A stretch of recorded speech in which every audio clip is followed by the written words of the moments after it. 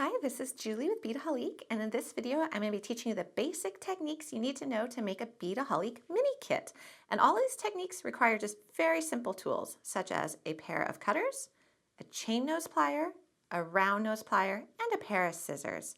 And these are going to be the essential tools for our mini kits. Now, mini kits are quick and easy kits that are designed to be completed in less than 20 minutes using just these basic tools and some really basic techniques. And that's what I'm going to show you in this video.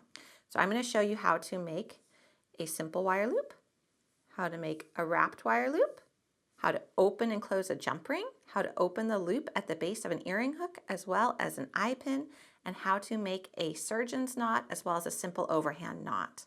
So if you're familiar with Beadaholique kits, you know we usually have ones which are a lot more technique based that are loom work and bead weaving and sometimes come with a loom or come with a kumihimo disc.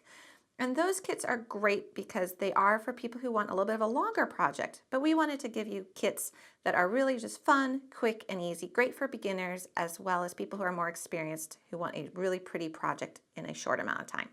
Let's start on our techniques. So I'm going to first start by showing you how to make a simple wire loop. So that is what we have here. And for this, you're going to need three tools: chain nose, round nose, and cutters. So I'm going to take a head pin. If you're not familiar with what a head pin is, it has a little head at the top, and that actually stops the bead from falling off. Whoops. So here we go.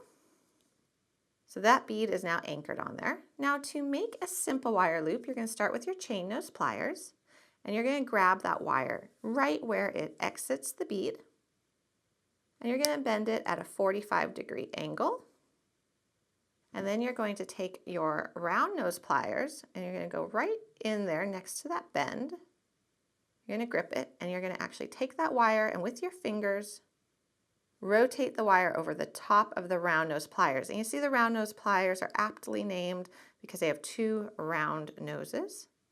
Rotate your pliers to the top and continue your wrapping. And then right where that wire crisscrosses, you're going to cut it. And then you're going to want to take your chain nose pliers and just straighten it up. Now what's nice about a simple wire loop is you can open it. So let's say you want to attach something to it. You just open it like so. You just twist it open and then you twist it back in place. And you never pull it apart. You never pull it out. You always just twist it. So that is a simple wire loop. Now a wrapped wire loop is very similar. We're going to take another bead, we're going to put it on the head pin, and this time we're going to take our pliers and we're going to bend the wire over the top of them at a 90-degree angle. We're going to take now our round nose pliers and grab it and bend that wire up and over and around. Rotate your pliers to the top and now crisscross it. So you've made that loop. Now what you're going to do is you're going to go back and take your chain nose pliers, and these are great for gripping your wire, and you're going to take the tail end with your fingers and you're going to wrap it. So like the name suggests, a wrapped wire loop, and you're going to keep wrapping. It's usually going to be 2 or 3 wraps that you're going to be able to get depending on how much of that little wire bridge you have. And then you're going to go to the back and you're going to trim off with your cutters the excess wire. And then you're going to take your chain nose and just press that tail into place. Now you'll notice with the wrapped wire loop, we cannot open it. So we could definitely connect a jump ring to it or an eye pin, but the loop itself is completely closed and very secure. So I would say wrapped wire loops are a little bit more secure than a simple wire loop, but the simple wire loop does give you the option to open and close it as you're working. So those are the 2 loops. Now I do want to show you real quick how you would open and close the loop at the base of an earring hook as well as a head pin, because this is often, an eye pin. This is often needed for jewelry construction. Twist it open, slip on whatever you want to slip on. Maybe you want to slip on your wrapped wire loop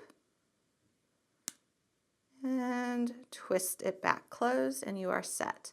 Same exact thing for an eye pin. Twist it open, twist it back shut. So again, really handy for construction. Now a jump ring is also really easy to open. And now if you have a second pair of chain nose pliers at home, you can definitely use a second pair of chain nose to grip it, or you can use your round nose. I'm going to use the round nose because I do want to keep it pretty simple here. There is a little opening up at the top. There's a little slit. So you're going to grip it on either side of the slit with that opening up at top and twist it open. Again, now you can loop something onto it if you want. And then twist it shut. Now one thing, I'm going to show you the wrong way to open a jump ring. And that would be to take it like this and like this and try to pull it apart. You never want to do that. You're going to misshape the ring and it's going to be really hard to get it to close again. So that is how you open and close a jump ring properly. Now I want to show you two different knots. I'm going to cut my cord in half.